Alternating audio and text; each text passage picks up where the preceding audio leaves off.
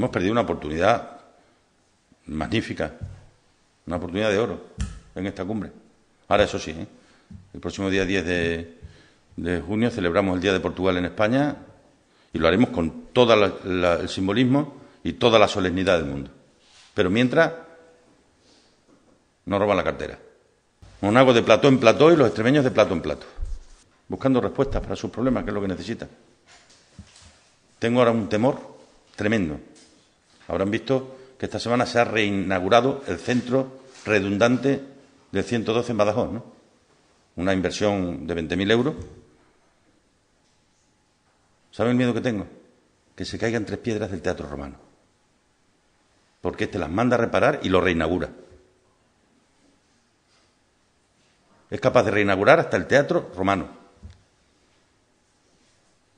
Así que, por favor, si ven alguna vez que se ha caído algunas piedras, no se lo digan a Monago. Ya las colocamos como podemos. Pues si no, vamos a reinaugurar el Teatro Romano.